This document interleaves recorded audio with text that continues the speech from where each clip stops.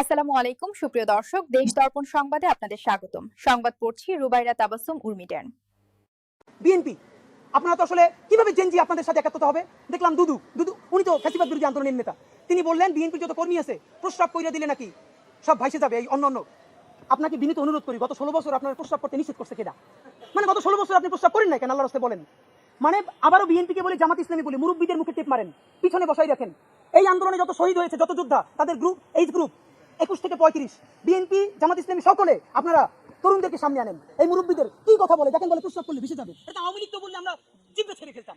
এখন তো আওয়ামী লীগের চেয়ে কি কথা বললো? তা আপনার একটা কথা বলি, এত প্রস্রাব যখন পেটে নিয়ে 16 বছর রয়েছেন, 28 অক্টোবর 2023 পল্টনের সামনে যখন সমাবেশ হয়েছে, গ্রেনেড মারতে পারে নাই, তার আগে বুড়া নেতৃবৃন্দ মরু কইরে পালাইলেন। আমরা বিএনপির কর্মী না, তবু 1 ঘন্টা সেখানে স্টেজের সামনে দাঁড়াইছিলাম, কোন একজন মাঝারি মানের নেতাও আছে কিনা আমরা প্রতিরোধ গড়ে তুলবো। একজনও পারেন নাই। যত লাখ লোক আসছে, প্রস্রাব করলে তো আওয়ামী লীগ ভাইসে যাবে, তখন প্রস্রাব চাইতে কোথায় রাখছেন? মাথায় উঠে রাখছেন।